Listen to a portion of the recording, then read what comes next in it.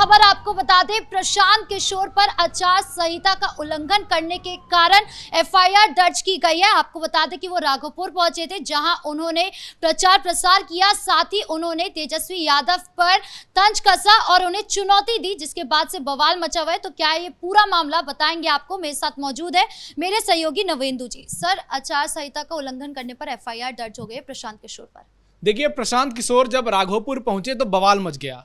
दरअसल प्रशांत किशोर पर आरोप लगा है कि उन्होंने आचार संहिता का उल्लंघन किया है, क्योंकि प्रशांत किशोर को यह आदेश दिया गया था कि आप 5 से 7 गाड़ियों के काफिले के साथ राघोपुर आइए। लेकिन प्रशांत किशोर के काफिले में कई गाड़ियां थी, दर्जनों से ज्यादा गाड़ियां थी, कई लोगों समर्थकों को लेकर वो वहां पहुंचे और जिस तरह से तेजस्वी यादव को उन्होंने ललकारा, उसके बाद महागठबंधन में जबरदस्त हलचल है। लेकिन अब प्रशांत किशोर पर एफआईआर दर्ज हो गया है और कहें तो जन सुराज को एक बड़ा झटका लग गया है। जिस तरह से प्रशांत किशोर लगातार चुनाव प्रचार कर रहे हैं, पहले उन्होंने महागठबंधन पर निशाना साधा, फिर एनडीए के नेताओं पर हमलावर हुए, डिप्टी सीएम से लेकर मंगल पांडे को घेरा, उन पर प्रेस कॉन्फ्रेंस किया, कई खुलासे किए, अशोक चौधरी पर भी। ऐसे में सवाल उठने लगे पूरे बिहार में, क्या प्रशांत किशोर इस बार चुनाव में टक्कर दे पा रहे हैं? तो लोग अलग अलग तरीके से उनका आकलन कर रहे थे। लेकिन अब जब वो राघोपुर पहुंचे और उन्होंने तेजस्वी के खिलाफ हुंकार भरी, तो इसके बाद पूरे बिहार में बवाल मच गया।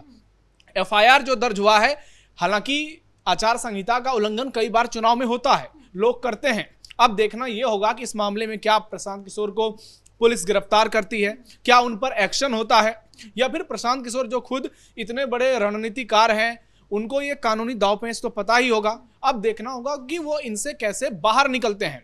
हालांकि कोई बहुत बड़ा मामला नहीं है, लेकिन अगर आप आचार संहिता का उल्लंघन करते हैं वो चुनाव के समय में, तो इसे लेकर आपको झटका लग सकता है। अब देखना होगा कि इसमें प्रशासन क्या कार्रवाई करती है, क्योंकि ये एफआईआर जो दर्ज की गई है वो अंचल अधिकारी के कहने पर दर्ज की गई है और इसे लेकर राघोपुर में बवाल मचा हुआ है। प्रशांत किशोर के समर्थक काफी गुस्से में हैं।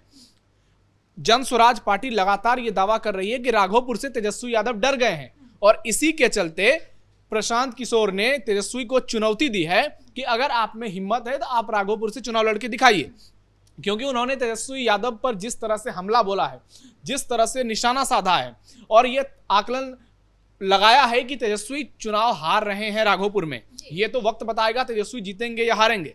लेकिन पीके के वहां आने से तेजस्वी की मुश्किलें बहुत ज्यादा बढ़ गई है। आप देखिए, तेजस्वी पूरा परिवार अभी दिल्ली आ चुके हैं। कल आईआरसीटीसी मामले में दिल्ली में कोर्ट में सुनवाई होनी है, एक मामले में फैसला भी आ सकता है। तेजस्वी यादव और लालू परिवार वैसे ही बहुत मुश्किल में फंसा है और प्रशांत किशोर राघोपुर पहुंच के उन्होंने तेजस्वी के सामने एक बड़ी चुनौती पेश कर दी है। अगर आप राघोपुर के समीकरण को देखें तो राघोपुर को कहा जाता है कि तेजस्वी यादव का गढ़ है, लालू परिवार का गढ़ है, क्योंकि यहां से तेजस्वी 2 बार विधायक बन चुके हैं, लालू प्रसाद यादव 1 बार विधायक बन चुके हैं, 3 बार राबड़ी देवी चुनाव जीती हैं। हालांकि 1 बार वो सीएम रहते वहां से चुनाव भी हारी हैं और पिछले बार के चुनाव की बात की जाए तो तेजस्वी यादव वहां से उन्होंने करीब 98,000 वोट हासिल किए थे। लेकिन दूसरे नंबर पर बीजेपी के सतीश कुमार यादव रहे थे, जिन्होंने भी करीब 60,000 वोट वहां पाया था। इसके अलावा राकेश रोशन जो चिराग पासवान की पार्टी के थे, उनको भी 25,000 वोट मिले थे। तो ऐसे में अगर आप बीजेपी और एलजेपी के वोट को जोड़िए तो ये करीब 85,000 होता है और तेजस्वी यादव को टोटल 98,000 वोट मिला था। ऐसे में अगर प्रशांत किशोर आते हैं और जिस तरह से प्रशांत किशोर की पार्टी का दावा है कि राघोपुर में लगातार यादव जो हैं वो पीके के साथ जुड़ रहे हैं, तो फिर बहुत बड़ा खेला हो सकता है। प्रशांत किशोर तेजस्वी का खेल बिगाड़ सकते हैं और पीके और तेजस्वी की लड़ाई में एनडीए बाजी मार सकता है। बीजेपी के उम्मीदवार या फिर जेडीयू के उम्मीदवार जिसे लेकर वहां पर घोषणा होगी, उसकी बल्ले बल्ले हो सकती है। तो प्रशांत किशोर वैसे तो पूरे बिहार में सबके दुश्मन बने बैठे हैं, लेकिन चुनावी दुश्मन की बात कर रहा हूं मैं, सियासी दुश्मन के तौर पर। लेकिन राघोपुर में जिस तरह से वो गए, वहां पर प्रचार किया, लोगों से मिले, जो हुंकार भरी और कहा कि तेजस्वी का हाल राहुल गांधी की तरह कर देंगे। एक सीट जैसे वो अमेठी छोड़कर वायनाड भागे थे और अमेठी हारे थे, वैसे ही तेजस्वी राघोपुर छोड़कर भागेंगे। चर्चा है कि तेजस्वी फूलपरास से भी लड़ सकते हैं। तो अब बिहार की पॉलिटिक्स चुनाव से पहले बहुत ज्यादा दिलचस्प हो गई है और प्रशांत किशोर अब एक फैक्टर के तौर पर दिखने लगे हैं।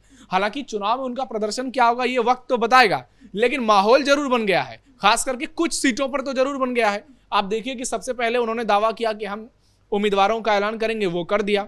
उसके बाद अब वो लगातार हमले बोल रहे हैं। तो राघोपुर से वो चुनाव लड़ेंगे या नहीं ये 1-2 दिन में क्लियर हो जाएगा। लेकिन जो भूमिका उन्होंने बांधी है निश्चित तौर पर तेजस्वी यादव उससे घबराए हुए हैं, क्योंकि तेज प्रताप यादव भी राघोपुर पहुंच सकते हैं। जिस तरह से उन्होंने कैंपेन चलाया है, बाढ़ पीड़ितों से मिले हैं, राहत सामग्री बांटी है और ये कहा है कि मैं एक ऐसे सीट से और चुनाव लड़ सकता हूं जिसका नाम सुनकर बड़ों के होश उड़ सकते हैं। तो अंदाजा लगाया जा रहा है कि यह सीट राघोपुर की सीट हो सकती है। तो आप इससे अंदाजा लगाइए कि एक पूर्व डिप्टी सीएम जो विपक्ष का सबसे बड़ा नेता है, क्या उसकी सीट खतरे में है?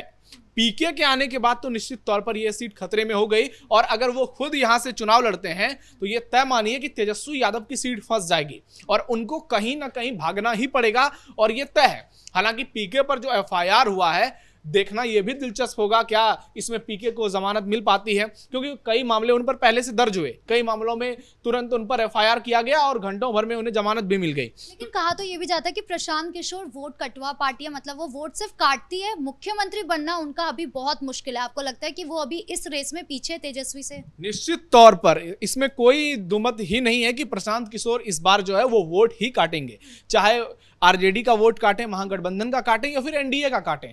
बहुत सारे लोगों का कहना है कि इस बार वो एनडीए का वोट ज्यादा काटेंगे, क्योंकि पीके खुद ब्राह्मण समाज से आते हैं और सवर्णों का एक हिस्सा है जो पीके के साथ जुड़ रहा है। हालांकि निचली जातियों की बात की जाए, ओबीसी, एससी, एसटी की, तो ये दावा किया जा रहा है कि उनके साथ लोग कम जुड़ रहे हैं। लेकिन जिस तरह से पीके की ओर से दावे किए जा रहे हैं, जनसुराज की ओर से दावे किए जा रहे हैं कि उन्हें पैन बिहार समर्थन मिल रहा है, तो अब ये तो चुनावी नतीजे तय करेंगे।